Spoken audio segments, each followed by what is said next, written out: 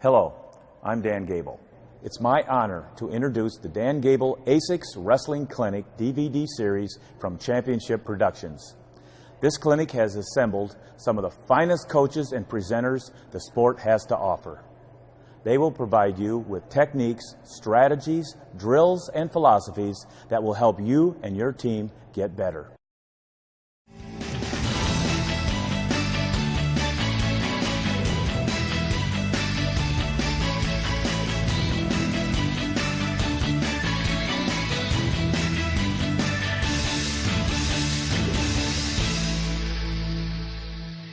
I'd like to introduce to you Jeff Swenson, athletic director and former head wrestling coach at Augsburg College.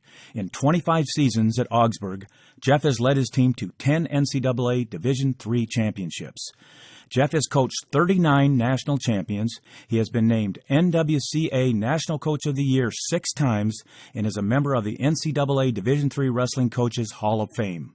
As an athlete at Augsburg, Jeff earned NAIA All-American honors 3 times and won the national title in his weight class in 1979. We have been showing this cradle for over 25 years, and we really take a lot of pride and emphasis in the top position, and we want to turn people. And so we after a lot of doing a lot of different things on top, we felt that the cradle was our best way to do that.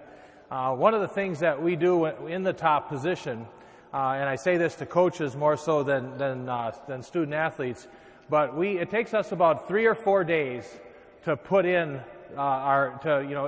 put in the cradle, and then after we put it in, we spend anywhere from 2 to 5 minutes every single day in practice going over the cradle.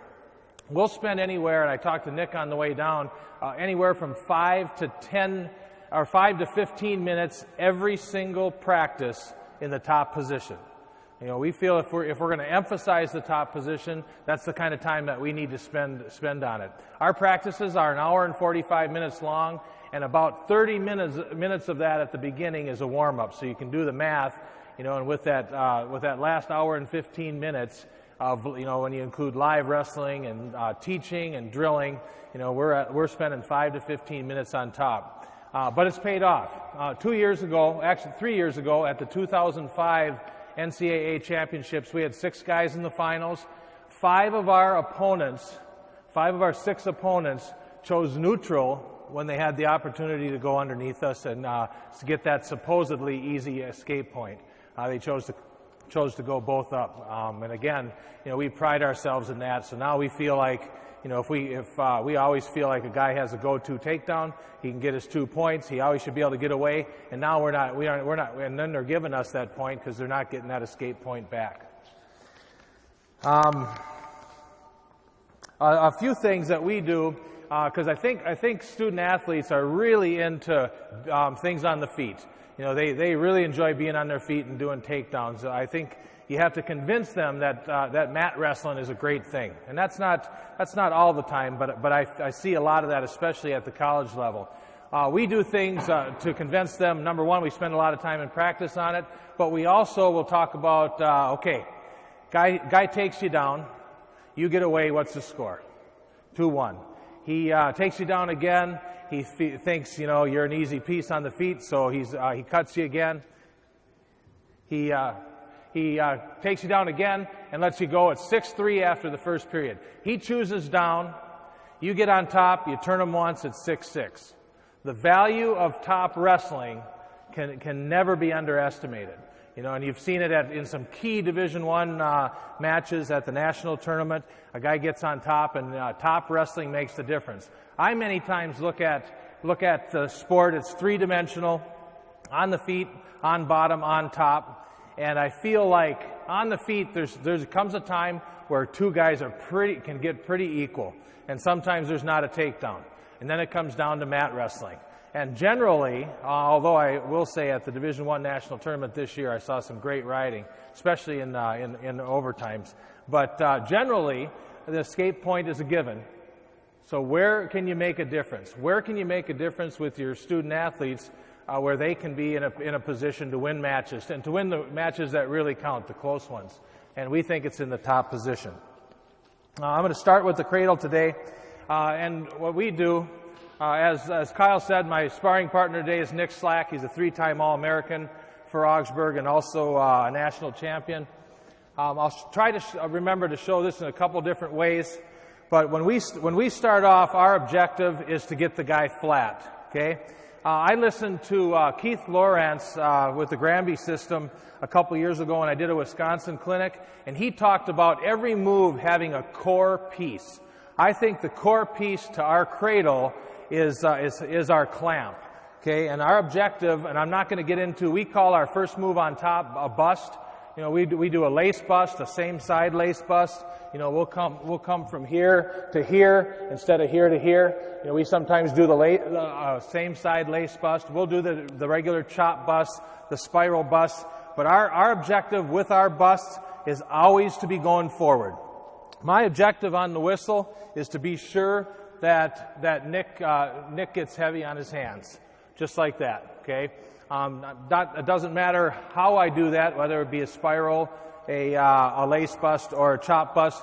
However, we mainly do lace busts because it feeds right into our cradle, and so that's what we start our maneuver out with. We have a few cardinal rules, but the first thing is I just want to get Nick heavy on his hands here. Now, my core piece of my cradle is right here. I want to pinch off his near side leg. I pinch it off right here. I'm always going to be on my toes. In fact, I'll challenge you during this session to see how many times I touch my knees. It won't be very often. I want to be on my toes. I always want to be driving him forward. Sometimes that's not real easy to do in the position I'm in, so I may have to go back and get a lace. And then I always, my last cardinal rule, so my first cardinal rule is always be on your toes. Number 2, always drive forward. And number 3 is have a lace. So I'm either going to have a lace here, or if he happens to stand up, or have the cradle locked up. So I have 3 cardinal rules when I'm working my cradle. Again, not to be underemphasized, the core piece of this has to be here. If your kids are going to lose this, it's going to be because they're not pinching. It's real easy to float here with a cradle, but to pinch is a real key. You know, you have to keep pushing this leg back with your near leg, just like this. I'm really just on my toes. I'm not hooking. I naturally kind of hook ankle or Achilles tendon to lace, but right here is my key. What I do in this position is I'll take my right arm my arm that's forward on him. I'm going to come in here and snake his tricep. We've all heard about snaking on the legs to prevent the sprawl. I snake on his tricep right here. I have the lace here. And now what I'm going to do, and somebody asked me earlier, we don't float. When we teach floating with the cradle, we lose the guys. So my objective is to get him on his belly. Our favorite breakdown is clamp, snake, lace, and just coming right here. And then sometimes kids have a tendency to go this way, so you need to make sure that they finish right here and not let go of the lace too early. So when I get into my cradle ride, it generally looks something like this. I go same side lace bust, climb up to my snake, my clamp. I'm right in here, and I can feel that he's going down, and that's just fine with me. And I have all sorts of different pinning combinations I can do here. Cross face cradle, I can go to my arm bars, I can go to my half Nelson, I can play possum, let him come up a little bit, throw legs. You know, I love being here. Thing is, I don't get there very often with tough competition. But that's our breakdown. I'll go over it one more time from the backside. So I clamp, real key, clamp, lace, snake here, and I snake here because a lot of guys like to reach back and kind of lift you off as they sit out. Go ahead, Nick. Here. Or if I snake the front arm and I have the lace here and he tries to do that, I just bring him straight down. Just like that. Face there. So again, I'm here. I'll get them flat here. Go into a lot of different things. I'm not going to show a cross-face cradle today. I'll actually show it once. We just push the arm up. One of our big keys, I think the cross-face is a real underestimated maneuver on top. A lot of guys come here, but the elbow comes right off. We like to come right at the elbow, and we'll go two ways with it. We'll come here, and we'll just drive it here, then sit back. A real traditional cross-face. If he happens not to give me this, then we call it a butcher, but we'll just come here, grab the other underneath, stay on our toes, and bring it around. Nick came to us.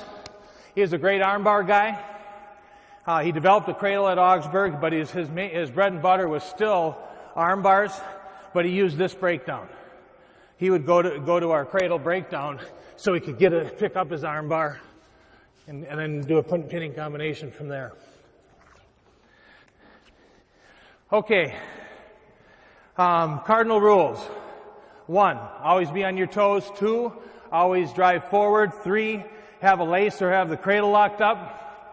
We're at the point now where lace or cradle locked up. A real key is how you're going to lock up your cradle. What kind of circle are you going to have? You know, for us, we feel like the knuckle grip is the very best, because if Nick barely stands and I can barely get it, it's real hard for me to come here right away. It's real hard for me to go butterfly right away. But if I go knuckles, all I need is my fingertips. So we like the knuckle grip here. Our circle is real deep. I'm elbow deep. Actually, I'm about armpit deep around the neck, and I'm bicep deep around the leg. And I think that's a mistake a lot of cradlers make. They stay barely elbow deep here and here, and they don't get the strength of their upper body. So again, we go armpit deep around the neck, bicep deep around the leg, and then I just get my knuckle grip just like this. When I teach it to our kids, and I'm really corny in the wrestling room, but I always make everybody do it this way. You know, we knuckles together, and then we talk about getting our thumbs together, you know, because our thumbs give us a lot of power. Okay, and then we talk about bringing our elbows together to make that circle really small. So this is what I'm doing, even though you don't always see it on somebody, on a drill partner or in a wrestling match. This is what I'm doing when I'm keeping the circle tight before I finish. Okay, and I always thought that's a really special way of doing it. And then Ben Askren at Division I's confirmed it when he did a clinic this past year. It's the first time I ever saw someone talk about those elbows the way we did. But anyhow, so he stands up here now. Okay, I come here, and then everything's tight. Everything's tight like this. Now we get into, I have one basic way I want to finish that cradle, and it's staying on the far side. And this is what my old coach told me kind of differentiated our cradle from others. So as Nick stands and comes here, a lot of people like to come here with a variety of finishes, but we always stay on the far side. If I come here and Nick happens to, he can grab this, or he can toe lever me there, or he can break my grip and then come out here, I'm kind of in trouble. But if I stay here and he breaks it, I'm still in good shape. I'll go into one of my hook and elevate rides or legs, or go to something else, or just go back to the lace and break them back down. So we like to stay on the far side. We call the far side finish our traditional finish. Go ahead. Stands up. I come here. Now the key is fists in the chest. A lot of kids fall here, and this is a real dangerous spot, as is around the neck. So we try to keep the fists in the chest. And we say about 1 million times in our wrestling room, all the while keeping the circle tight. All the while keeping the circle tight. Because amazingly enough, once they get the cradle, the first thing they do is let go of the circle and try to finish it. So we emphasize tightening up the circle here, just like this. Clamp is still there. Now I'm going to drive them straight ahead, over the pinch, just like this. And in the old days, the freestyle move that was real popular back when I wrestled was a crotch lift right here. This is the same thing. I've loaded Nick. You probably can see my knee through here. I've loaded Nick on my knee, so he doesn't really have a chance to belly down. He can't hip down on me and stop. So here my circle's tight. Now all I do is lay back and keep creating space. I keep them real tight to my chest, but if the referee wasn't giving me, lean away. If the referee wasn't giving me points, then I just keep making space by just moving my chest a little bit away from his shoulders as I go. And we still do the lower knee in the side, head in the temple. We will, once we get that far, however, and we get a lot of floppers, guys that are here, this is where, if I am real tight, I do have the option right here. If I feel like I'm not going to lose them, you can go tighter. If you feel like you have someone and you can't quite get tight enough, I've never felt like that, but I've had guys change up to an overlapping hand grip or a butterfly grip, to get it real tight. And it really doesn't matter. The one thing I think does matter, once Nick's here and he knows he's not going to get out of my grip, the place they go is hands. They start picking hands. I think hands are tougher to be picked here than anywhere else, because here you can see my fingers. You can get underneath there. Here you can get underneath there. Here it's real difficult to pick hands and get out of it. So we do prefer the knuckle grip, but as I became a coach of the Millennium student athlete, I also learned to let them do it their own way every once in a while, as long as they kept scoring points with it. So again, I'm here. He stands up right here. Then I'm just going to take him this way and get my points.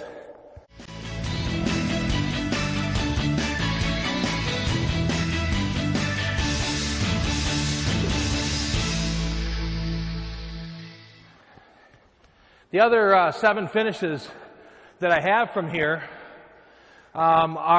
we call them, what happens if he does this? Because everybody reacts to this cradle a little bit differently. We find a lot of guys when we're in here, and again, not to overemphasize, but to overemphasize, always stay on your toes, always remember to keep driving forward, always have a lace, okay, and remember that your objective is always to get them flat here. Because if you start playing possum and just floating, they're going to get away. Your main focus has to be getting them flat. We found that's the best way to set these guys, our opponents, up. So anyhow, we're here. He stands up. I cradle. Now, what happens if he does this? What happens?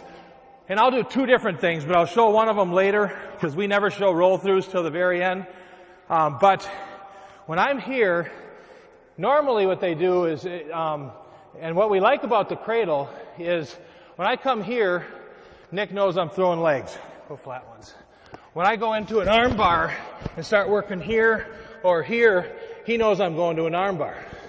If I go here, and I do this at camps, I'll say, and as soon as I get here, the kids yell, half Nelson. But with a cradle, unless you scout us, and a lot of people do now, but usually, as soon as they stand up, there's no telegraph. So one thing we like about a cradle is they panic a little bit. They don't want to go on their belly again. They maybe been there. They panic, stand up, and then we get our cradle. Going back to what happens if he does this. I'm here. Now, what they'll do is come down on both knees. I have 2 options here.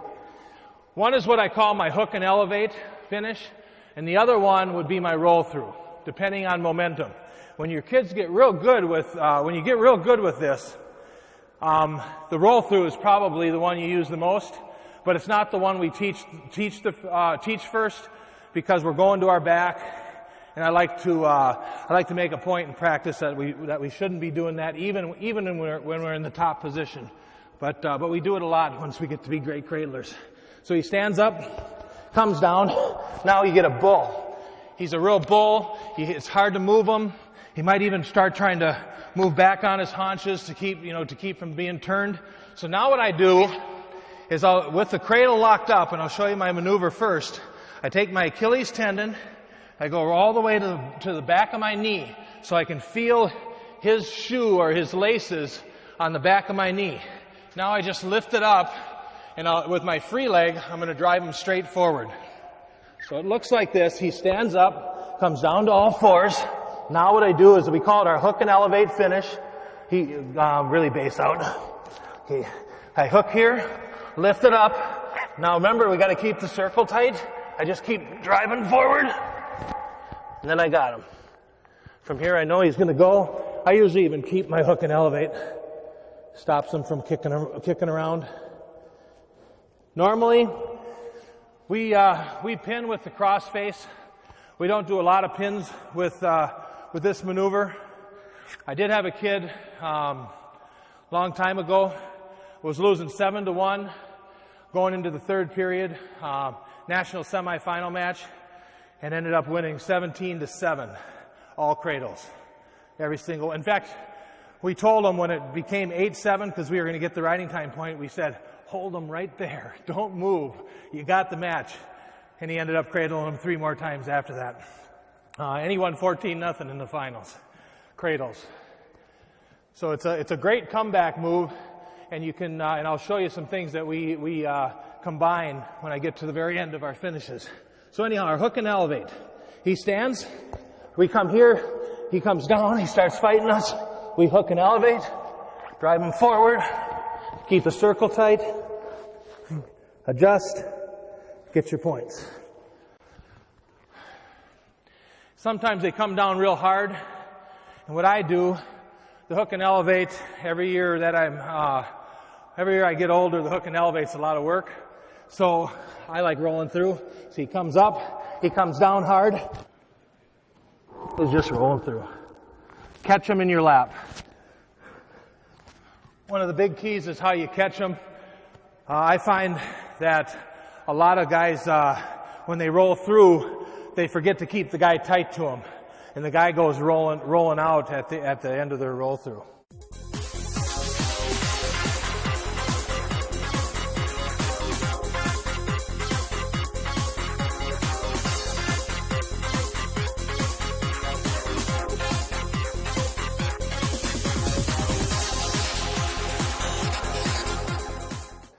What happens if he does this?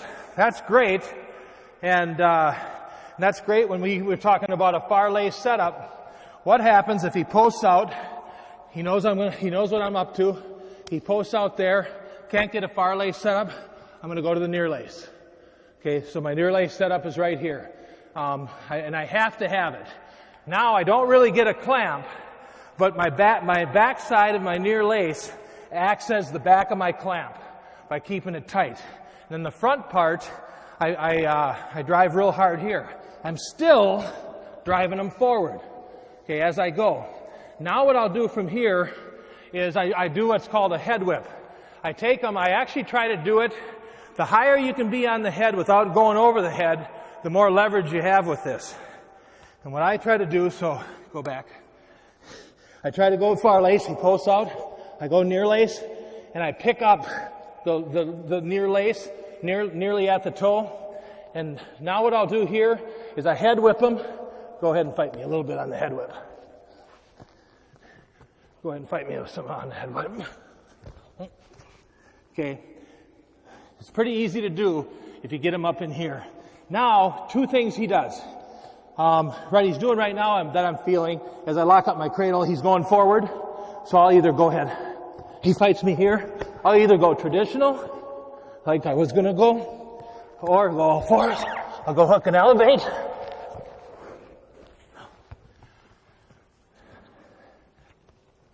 He takes away my far lace. I go near lace, or I take a roll through. He's fighting me a little bit more than I want him to, but that's okay. Far lace takes it away. Go to the near lace. head whip. And if I feel like he's coming, I'm just going to come here, keep my chin above his arm, and come through. Again, every time that he comes on the cradle, he's underneath my leg. He's not out here where he can keep rolling through on it. Just roll through like this and I lose him. I always make sure I put him in my pocket. I put him in my lap.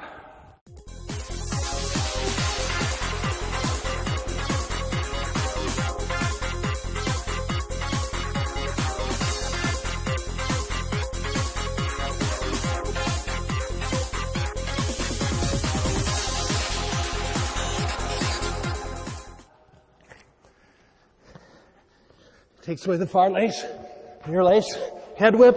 I'll take him this way this time. So and that's why we call it, when we ask our guys favorite setups, a lot of our guys' favorite setup to a cradle is the near lace. They'll go right to it. They don't even care if the guy's taking away the far lace. But they never tell us their finishes.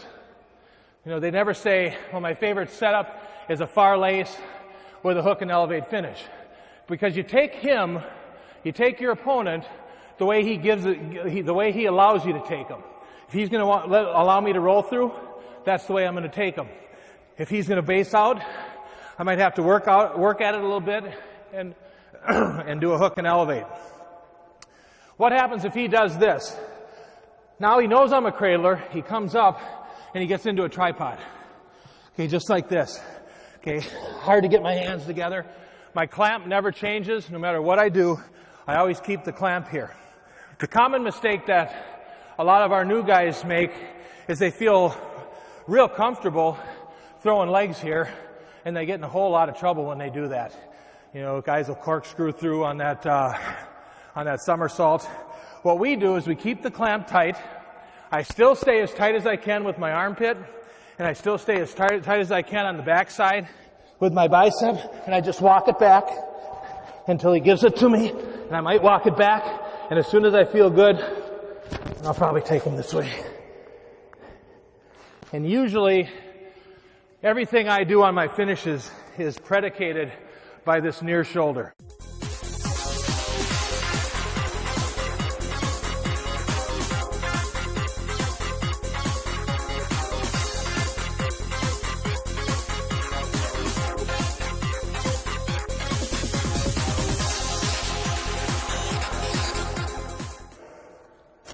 The one thing I missed, because I didn't want to look at my notes anymore, and that's why I should. But what I missed, and it's a mistake that we make a lot, and we'll get even our sophomores make it a lot, but by the time our guys are juniors and seniors, they don't. It's where to grab your lace setup. And that's why we call it a lace instead of an ankle. We have to grab it here. This is where I get my leverage. If I go down to the ankle, I can't hold on to it. Even if I'm with my thumb, I just can't hold on to it. Let me try one more time. Get out. Okay. Let me try the lace. And it's about 1/3 the effort too, to just hold on to it. And I can say that in 25 years of coaching at Augsburg, 2 or 3 guys got called for being on the toe. We just never did. We're not really grabbing the toe. We're just grabbing as far down on the foot as we can. But it does give us a lot of pressure and a lot of leverage as we're working this. Okay, again, one more time on the tripod. He comes up on all fours, tries to take away my cradle. I stay in the clamp. I keep my snake. Instead of throwing legs, I come back down with my Achilles tendon, just like I did on my hook and elevate before I went to the back of my knee. And all I'm doing here, the tendency is to bring guys this way, like split them. But watch what happens to his head and his knee when I do this. And that's what I'm doing with my bottom half. Okay? So all I'm doing is right in his lower shin, I'm just walking it back again until I can get the cradle right, until I feel he's heavy on his hands. Now I'll go the other way, breaking down the inside shoulder and bringing him there.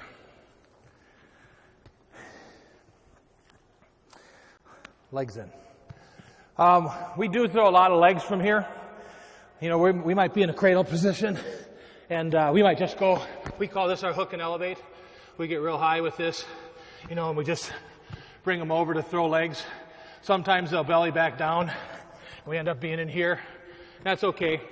We many times we get in trouble with legs sometimes. So we actually do what's called an inside-out leg Turk. We don't do a lot of outside ins, although that's all I ever did. But now our guys are going to this inside-out leg ride. We set it up from here, and we just come in here. Now we get real high, you know, so the start of a bow and arrow. But we do an inside-out because if Nick hips, number one, it's real hard for him to hip down on me now. But if he does, I have an automatic rudder right there, where if I had outside in and he hips down, I'm here, or go ahead and come up. If he hips down, I got to make sure I create this rudder, and it's not always as easy. So when we get guys flat, besides arm bars, legs, halves, tilts, everything else, when we get guys flat, we get them real aware of what they're doing, and we're always looking for cross faces, but we call it flipping it up. We flip it up. Our guys never look. They never change chest pressure, because as soon as you go like this, he's not going to let you have it. Real good guys don't let you have it anyhow, so you really got to get them thinking about what you're doing up here to be able to get a good flip up. But again, we go inside out, and we don't have any problem. We don't get leg countered that way. You know, guys have a real hard time countering our legs there. You know, we do the same thing. It's actually got a little bit more pressure when we go into our Turks. So, but with legs in. So if I have legs in, my key is his elbows. I got to make sure that I get him down on his elbows. Okay, and again, I'm going to stay on my toes. I don't want to ever get on my butt or anything here. But as he crunches back up here, and I may still fight me a little bit so I can. But go to your elbows. Okay. Now what I do is I'll let this go and try to let him come over, and I'll try to do a cradle right here. So some of our cross body leggers will do a cradle with legs in. From here, the real key is we keep the toe hooked. And I think it's a legal move. We've never been called on it, but we keep the toe hooked here. Now watch, without even having the cradle, when I straighten my leg out here, what I can do, I bring him on his side, just with that. So when I lock up a cradle, I drive forward a little bit, but the main thing I do is I keep the toe hooked and I straighten out the leg. Now I let go of the toe hook.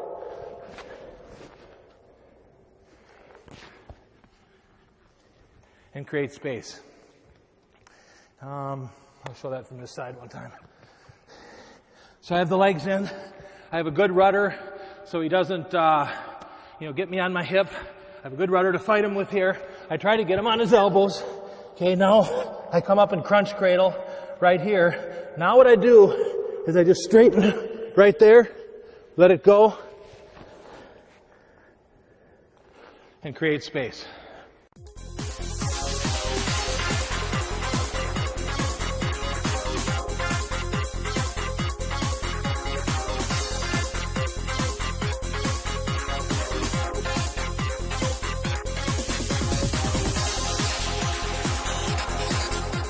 No matter what he does to defend us, we're going to try to be in a position that we have an answer for it. You know, but the main thing, and I learned this only about 10 years ago, and I've been teaching it for 25 years. We were starting to float with it, and we weren't as successful with it. The main thing you have to remember is the worst position in wrestling is being on your back. The second worst position in wrestling is being right here, if you're him. And that's what we, are really trying to do, because it gives me a lot of options. You know, whatever your bread and butter is that you're teaching your kids on top, you can do from here. No matter what it is, this is a great place to start. You know, for us, as the competition got tougher and tougher, we weren't able to keep them down flat as often as we did. We prefer them there, but they, they're tough guys, and they ended up getting back up here. So that's how we developed our Cradle series. So we were constantly trying to break them down, but if we didn't, we had other things to go to. Roll through. If we were in the Augsburg practice room, and I said, how many times do you have to do this in live wrestling and practice before you do it in the match? Everybody would scream out 15. Because I'm scared to death of rolling through on the back, or even teaching it, but probably my second, third, and fourth best cradlers out of 5, their main cradles were roll-throughs. They just had a great feel for it. I showed you one way that we did the roll-through. The other way is just from a traditional standpoint. He comes up here, and when he does come down hard, so I'm again real tight here, when he does come down hard, you have to keep your feet moving. You have to use his momentum, so it's a bit of a timing move. And as you do all that, you need to make sure he lands in your lap.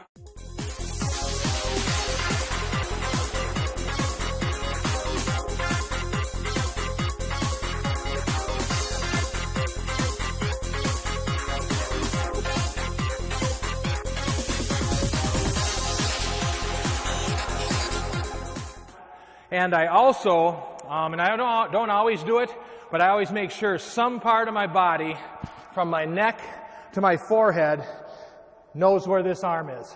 Because this is the arm that gives you problems on a roll through. So as he brings his knee down, I'm here, but I'm always on my toes, and I always put him in my lap. It's hard to do that one slow. But again, a good clamp, good snake around the tricep, far lace setup. He comes down.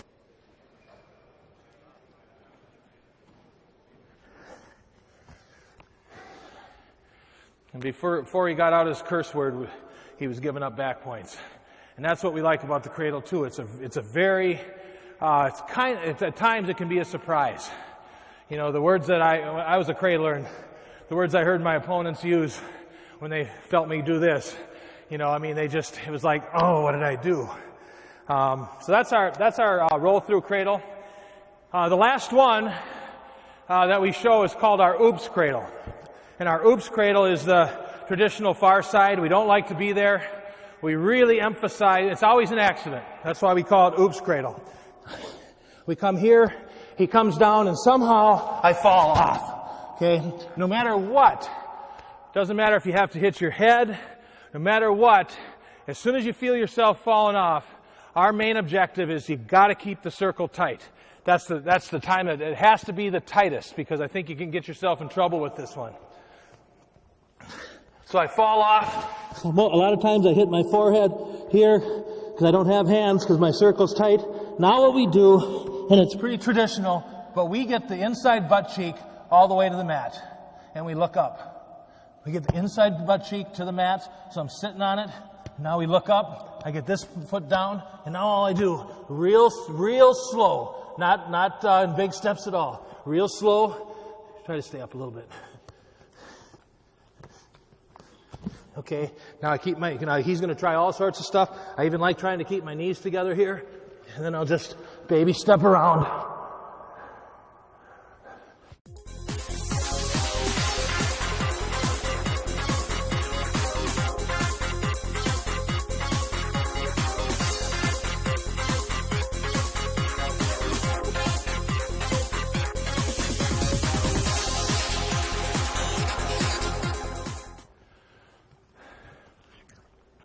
One thing I'm not going to do is teach top wrestling and get our wrestlers in trouble from the top position. And that position scares me. It's why we kind of invented the far side finishes. One more time on the oops. I did everything right, except I probably didn't clamp as well as I should. So now I got to keep my circle tight, inside butt cheek to the mat, plant here.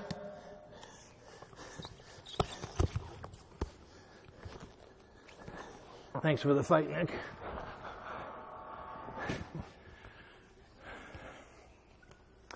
I think that was 8 finishes. Traditional, hook and elevate, legs in, tripod, roll through, head whip, and oops. Yep, that's our 8 finishes to the cradle. Now the last thing I'll show is a thing that we've developed by being cradlers, and I know I have some Wartburg guys in the stands, but Jesse Armbruster made this move famous back in 1995, I think it was, for us. He was wrestling Tom Smith from Wartburg in the national finals, and he hit the cradle, just a regular one. But Jesse was a roll-through guy all the time, so I'll finish it that way. Come down hard. Tom flopped a little bit. He came here. Okay, Jesse got his 3. He was losing 6-3 at the time. Got his 3. Came right into our inside-out Turk. Came here. You can guess what he kept doing. He went from cradle, we'll come out this way, to inside-out Turk. So he did a roll through here.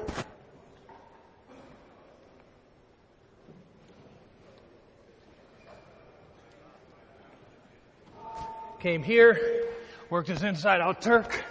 Here, came back, let him come back. Worked his cradle.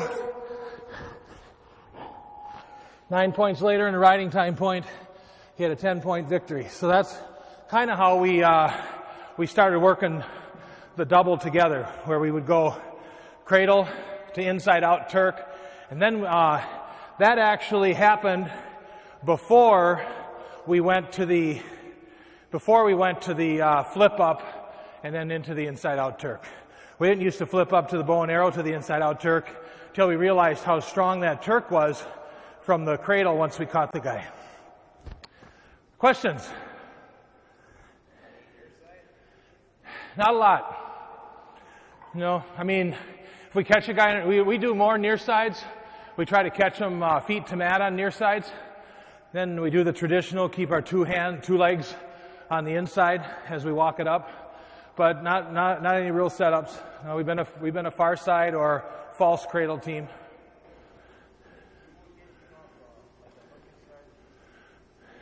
We usually don't. We feel like we have a better advantage. You could. I just see that he's less controllable for me if I'm here. He's more controllable for me, especially with what I'm trying to work, if I'm here. You know, if I'm up here trying to work this, I already have my cradle as I go. So it's we mix it up to keep other teams honest, but our bread and butter is that cradle and slide to the other side and go with it. Other questions? Thank you.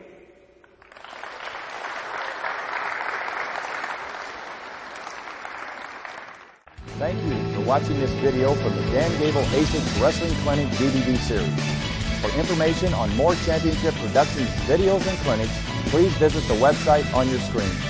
A special thanks to ASICS and 72 Olympic coach Bill Farrell for their sponsorship of this clinic.